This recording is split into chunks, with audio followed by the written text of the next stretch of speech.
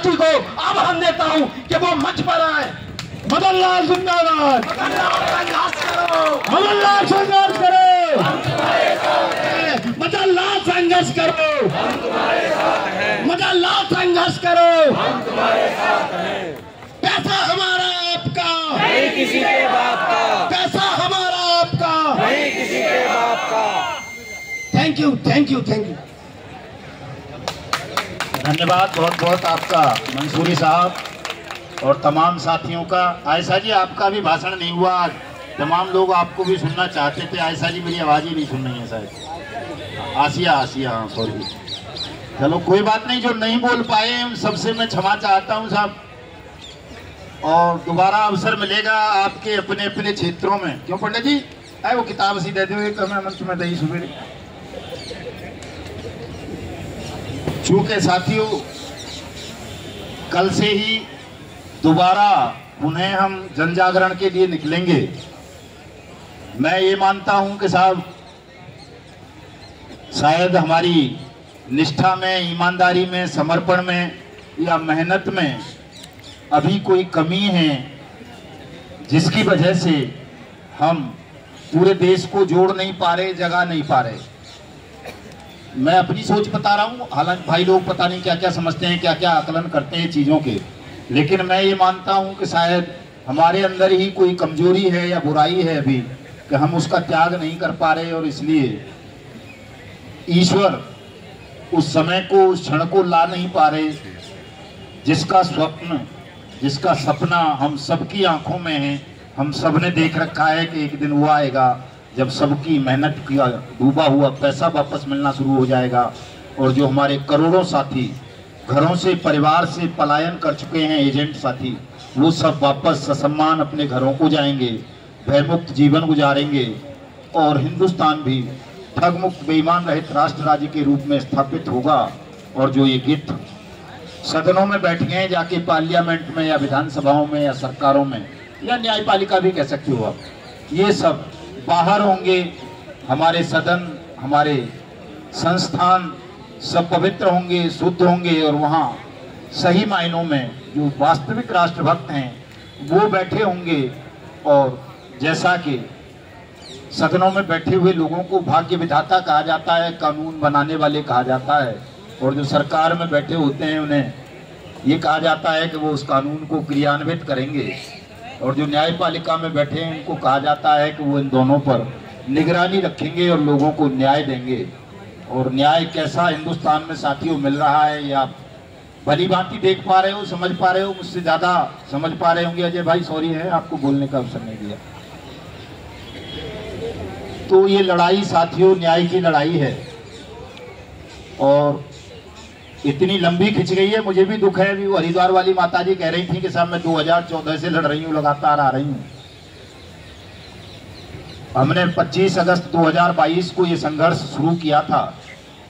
हमारी समझ में ये आया था कि ये लड़ाई ऐसे नहीं जीती जा सकती। कानून बन गया, कानून के बाद भी लोगों का पैसा नहीं मिल रहा, आत्महत्याएं जारी हैं, अभी लोग आत्महत्याएं करते हैं, आपने देखा होगा।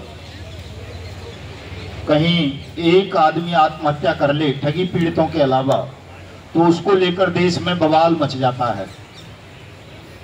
लेकिन आपने 5 लाख लोगों ने आत्महत्या की है हमारे बीच के साथियों ने, कहीं कोई बवाल नहीं हुआ। कोई नेता प्रतिपक्ष, कोई सरकार का नेता, कोई सांसद, कोई विधायक, कोई थानेदार तक उसके घर नहीं गया ये कहने कि यार बड़ा बुरा हुआ, गलत हुआ, इसको कोई कंपनसेशन देना चाहिए, इसके बच्चों को कोई संरक्षण देना चाहिए। किसी ठगी पीड़ित के साथ हुआ है क्या ऐसा जिसके घर में आत्महत्या हुई हो? नहीं हुआ ना? नहीं। तो आप समझ सकते हो कि हमारी स्थिति साथियों ठगी पीड़ितों की देश में निम्न से निम्नतर हो गई है कि अगर कहीं कोई वो सीवर में डूब के मर जाता है ना सफाई कर्मचारी, उसके लिए भी बवाल हो जाता है। कई सारे पैसे मिलते हैं उसको, 1-1 करोड़ रुपए तक मिल जाते हैं, और कहीं सिपाही मर जाए तो उसे तो 10 करोड़ मिलते हैं। अभी ये जो पुलवामा में हुआ, उनके भी परिवारों को दुनिया भर की राहतों की घोषणा की है सरकार ने, जबकि उनके लिए कोई ऐसा कानून नहीं है, ऐसा कोई कानून नहीं है हमारे देश में कि उनको कोई मुआवजा दिया जाए, उनको कोई संरक्षण दिया जाए। आपके लिए कानून है कि अगर कोई गंभीर आपराधिक घटना का शिकार होकर अपनी जीवन लीला समाप्त कर ले या उसके साथ कहीं कोई और बात हो जाए, वो मर जाए, आत्महत्या कर ले, तो उसको मुआवजा मिलना चाहिए। बाकायदा इसका एक कानून है। अगर बीएनएस भारतीय न्याय संहिता 2023 की धारा 395 पढ़ोगे नागरिक सुरक्षा संहिता की, तो वो ये गारंटी देती है कि ठगी पीड़ितों को मुआवजा दिया जाना चाहिए। पहले भी थी, सीआरपीसी में भी थी ऐसी धारा कि गंभीर अपराध के पीड़ितों को मुआवजा दिया जाना चाहिए। भारतीय न्याय संहिता 2023 की धारा है 107, वो ये कहती है कि प्रत्येक जिले का जिला कलेक्टर अपने क्षेत्र के तमाम ठगी पीड़ितों को उनकी ठगी हुई रकम 60 दिन के अंदर अंदर वापस करेगा। ये एक्ट है, अलग से स्पेशल एक्ट बनाया गया कानून ठगी पीड़ितों के लिए देश में, जिसमें ये गारंटी दी गई कि 180 दिन यानी 6 महीने के अंदर अंदर सरकार आपकी जमा राशि का 2 से 3 गुना पैसा वापस करेगी। लेकिन साथियों, अफसोस, ना तो इस कानून का कहीं पालन किया जा रहा, न मैंने अभी जो बीएनएस 2023 की बात की उसका पालन किया जा रहा। लगातार हमारा शोषण और उत्पीड़न बढ़ता जा रहा है। उसी न्याय संहिता की बीएनएस 2023 की एक धारा है 111, उसमें ये प्रोविजन कर दिया इसी सरकार ने कि साहब एजेंट भी दोषी है। उस धारा का जम के प्रयोग हो रहा है। ये सागा ग्रुप वाले साथी बैठे हुए हैं, तमाम एजेंटों के खिलाफ 111 के तहत मुकदमे दर्ज किए जा रहे हैं। कई जगह ललितपुर में तो शायद कुर्की भी हो गई है, कई एजेंटों की, मध्य प्रदेश के कुछ जिलों में हुई है कुर्की एजेंटों की। तो जो धारा आपके खिलाफ बनाई उसी कानून में, उसका प्रयोग या कहें दुरुपयोग जमकर के सरकार, पुलिस, कलेक्टर सब कर रहे हैं। लेकिन जो धाराएं इन्हीं कानूनों में आपके संरक्षण के लिए बनाई, आपका पैसा वापस करने के लिए बनाई, आपको मुआवजा देने के लिए बनाई, उन धाराओं को कोई भी क्रियान्वित करने को तैयार नहीं है। हजारों नहीं साहब, लाखों ज्ञापन हमने प्रधानमंत्री को दिए हैं, राष्ट्रपति को दिए हैं, तमाम चीफ मिनिस्टरों को दिए हैं, तमाम जिलाधिकारियों को दिए हैं, पूरे देश में घूम घूम के जा करके। लेकिन कहीं से भी ऐसा वो नहीं हुआ कि इन कानूनों का ठीक से अनुपालन किया जा सके। मैं अलीगढ़ डिस्ट्रिक्ट से हूं, उत्तर प्रदेश का जिला है अलीगढ़। अब पिछले 2 महीनों से जब लगातार मैंने, हमारे प्रदेश अध्यक्ष हैं राजेंद्र चौधरी साहब, पता नहीं कहाँ होंगे, है क्या मेरे आसपास कहीं, हमारी मैडम मंजू जी, ममता जी, और जिला अध्यक्ष कुलश्रेष्ठा जी, राघव साहब, पिछले 2 महीने से लगातार मैं अलीगढ़ पर ही जोर दे रहा हूँ।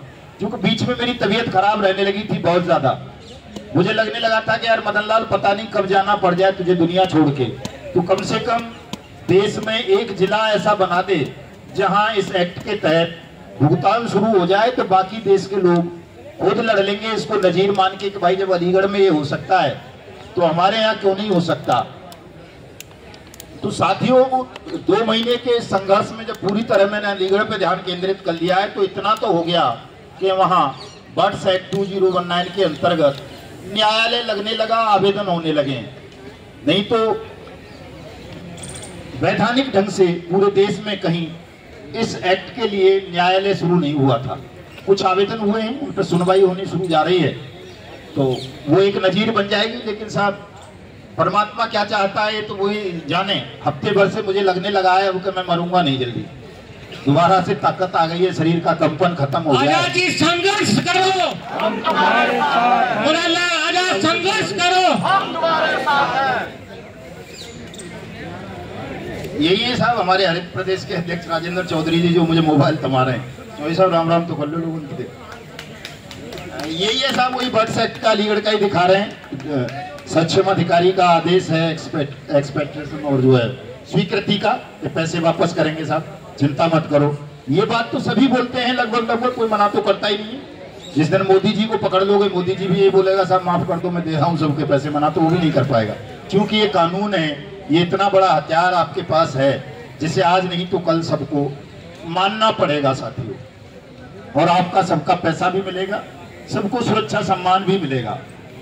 और मैं बता रहा था आपको कि साहब हफ्ते भर पहले जब मैं सागर गया था रामस्वरूप साहब आपके यहाँ, तो वहां भी मेरी ये हालत थी, मेरे मन में अंदर से मुझे लगता था कि मदन लाल तुम मर जाओगे जल्दी, तो इतनी जल्दी काम करो तेजी से कि ये कानून कहीं एक जगह इम्प्लीमेंट हो जाए तो पूरे देश में लोग लड़के करा लेंगे।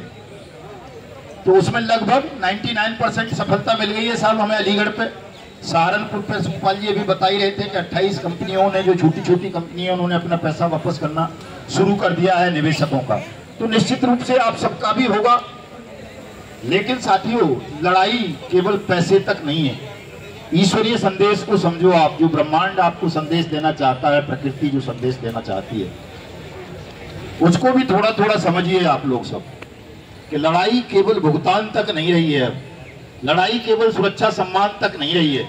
इतना होता तो शायद ये हो जाता, इतना नहीं लड़ना पड़ता मुझे भी, या माता जी कह रही 2014 से लड़ रही हूँ, हमारे रामदेव गौतम साहब भी 2014 वालों में ही, तब लड़के से रहे होंगे पंडित जी। हाँ बिल्कुल ये बात रहे होंगे। हाँ सत्यनारायण गिरी साहब हैं उसी में से, राघव जी भी उसी में से हैं, बिल्कुल लड़के रहे होंगे। ये बिल्कुल एकदम काले बालों वाले जुल्फी टाइप के हीरो रहे होंगे साहब। वैसे भी फौज में थे शायद या पुलिस में हमारे रामदेव साहब। हाँ। तो अगर ये लड़ाई इतनी लंबी छिड़ी है साथियों, तो निश्चित ही इसके पीछे विधाता की कोई ऐसी योजना है, आपसे वो कुछ बड़ा काम करवाना चाहते हैं इस देश के लिए, हिंदुस्तान के लिए। और ये शायद तभी कर पाते जब आपके मन में पीड़ा होती। दर्द ही नहीं होता तो कौन लड़ता है सब दर्द के खिलाफ। तो अगर ये दर्द, इतनी पीड़ा हम सबको मिली है साहब, जाने अनजाने जैसे भी, और हम सब जुड़े हैं इतनी दूर दूर से आ करके, तमाम चीजों को मतलब तोड़ करके, तो उसको भी आप समझिए कि आपके ही कंधों पर परमात्मा ने ये बोझ डाल दिया है साथियों, कि आप सबको हिंदुस्तान को ठगमुक्त बेईमान रहित राष्ट्र राज्य भी बनाना है। इसलिए ये लड़ाई इतनी लंबी खिंच रही है। और जिस दिन जितने लोग हम बैठे हैं कम नहीं है साहब, वो गणेश जी को 2 आदमी ने दूध पिलवा दिया था पूरी दुनिया में, एक ही दिन में पिला दिया था या नहीं? तो 2 से तो हम ज्यादा हैं, इतने लोग बैठे हुए हैं। 20 राज्यों का प्रतिनिधित्व है यहाँ, 20 राज्यों के लोग आए हुए हैं जितने भी हैं। अगर चाहोगे साहब आप लोग भी सच्चे हृदय से कि हमें गणेश जी को दूध पिलाना है, आज अमेरिका तक में भुगतान दिलाना है हमको, सब साथियों का सम्मान वापस दिलाना है, तो ये काम एक दिन में भी हो सकता है, कोई बड़ा काम नहीं है। उसके बाद जीवन परिवर्तन होगा। 31 जुलाई को हमने घोषणा करी थी, आज के दिन की शायद 1 मई की है ना सर, 31 जुलाई को ही घोषणा कर दी थी कि हम पूरा देश जगाएंगे, जोड़ेंगे और इतनी बड़ी संख्या में यहाँ आएंगे कि सरकार को हमारे समक्ष समर्पण करना होगा, इस कानून की अनुपालना करनी होगी, आप सबका पैसा वापस करना होगा। लेकिन ऐसा नहीं हो सका है, ऐसा नहीं हो सका है। तो मुझे ऐसा लगता है कि दोबारा से हम लोग मेहनत करें, कुछ निराश होने की आवश्यकता नहीं है। अब तो शायद इतनी तो किसी की गर्दन पे तलवार नहीं लटकी हुई है कि कोई मारने आ रहा हो आपको। इतने जागरूक तो हो गए ना, आप लड़ने लगे हैं ना सब। लेकिन जब 2.5-3 साल पहले के जीवन को हम देखेंगे तो बहुत बदतर जीवन हो गया था हम लोगों का। समाज में मुंह दिखाने लायक नहीं रहे थे, नजरें नहीं मिला पाते थे। अगर पुलिस का फोन आ जाए तो कांपने लगते थे, यार क्या करें, पुलिस क्यों बुला रही है, कहीं बंद तो नहीं कर देगी, मार के लगा लेते थे। आज थोड़ा थोड़ा भय से बाहर आए हैं और हम लड़ने की स्थितियों में आ गए हैं। तो हमें इस लड़ाई को पूरे मनोयोग से साथियों लड़ना चाहिए। 4-5 वीडियो संगठन का विस्तार करें तेजी के साथ, जिला स्तर पर, तहसील स्तर पर संगठन खड़ा होना चाहिए। क्योंकि आपकी लड़ाई अब किसी ठग बेईमान से तो रही नहीं है। ठग तो ज्यादातर भाग चुके हैं, विदेशों में बैठ गए हैं, कोई छोटे मोटे इक्का दुक्का अपना मोदी और योगी जैसों से सेटिंग करके खुले घूम रहे हैं, मौज भी ले रहे हैं खुलेआम कुछ ठग दो। तो जब ठगों से लड़ाई नहीं है, ये कानून बना दिया है संसद ने सर्वसम्मति से कि साहब सरकार पैसा वापस करेगी, तो लड़ाई आपकी सरकार से हो गई सीधे सीधे, ठगों से तो रही नहीं। सरकार में चूंकि ठगी बैठे हैं साहब, सरकार को अगर कोई आदमी राष्ट्रभक्त समझता है, ईमानदार समझता है, तो मैं समझता हूं वो या तो मूर्ख है या धूर्त है। इन दो के अलावा कोई जो सच्चा देशभक्त होगा वो सरकार में बैठे हुए लोगों को ईमानदार या राष्ट्रभक्त नहीं समझेगा। इनके छल को ठीक से समझ सकता है कि सरकार देश के साथ क्या छल कर रही है। और किसी बहुत महान दार्शनिक ने एक बात कही है साहब कि जब सरकार ही खतरा बन जाए किसी राष्ट्र के लिए, किसी देश के लिए, तो कौन बचाएगा? फौज थोड़ा ही बचा लेगी, फौज तो नौकर होता है। पुलिस थोड़ा ही बचा लेगी उस देश को, पुलिस भी नौकर है। वो तो जो उसका शासक कहेगा, चाहे वो ठग हो, बेईमान हो, चोर हो, बलात्कारी हो, भगोड़ा हो, पुलिस और फौज तो उसके हुक्म का पालन करेगी। जो उसका शासक है वो आपके का थोड़ा ही करेगी। तो इस देश को, इस राष्ट्र को, इस समाज को बचाने की ड्यूटी साथियों, कर्तव्य आपका, हमारा, उन सबका है जो अपने आप को देशभक्त समझते हैं। सरकार से कोई आदमी ये उम्मीद ना करे कि अब इस देश को लूटने से, ठगने से, पिटने से, बंटने से सरकार बचाएगी, क्योंकि सरकार का पूरा प्रयास देश को बांट देने का है, तोड़ देने का है। आप सबको तोड़ा है ना, सबके परिवार तक तोड़ दिए हैं ना, सरकार की वजह से टूटे हैं ना ये सब। अगर सरकार ने इस कानून का इम्प्लीमेंटेशन कर दिया होता, पालन कर दिया होता, तो क्या हमारे परिवार टूटते? कभी नहीं टूटते।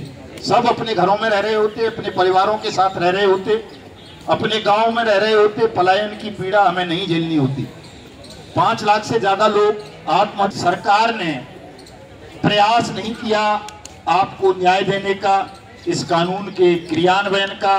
सरकार का पूरा प्रयास ये रहा कि आपको बांट दिया जाए, तोड़ दिया जाए और आप अलग अलग होकर मर जाएं, सब लड़ते लड़ते आत्महत्या कर लें, लेकिन सरकार को आपका पैसा वापस ना करना पड़े। क्योंकि सारा पैसा सरकार के पास है साथियों।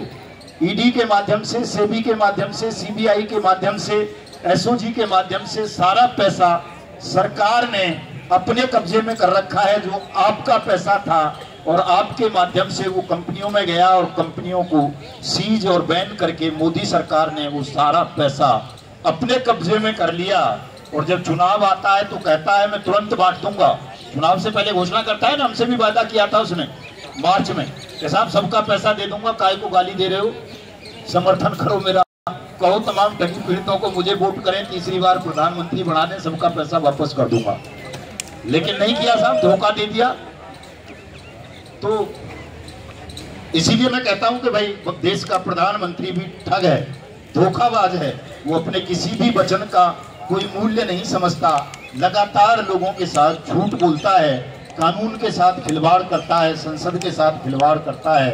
तो ऐसे लोगों पर साथियों भरोसा करने की आवश्यकता नहीं है। भरोसा परमात्मा पर करो, स्वयं पर करो, हम पर भी करो, चूंकि हम प्राण हथेली पर लेकर के निकले हुए हैं आप सबको न्याय दिलाने के लिए।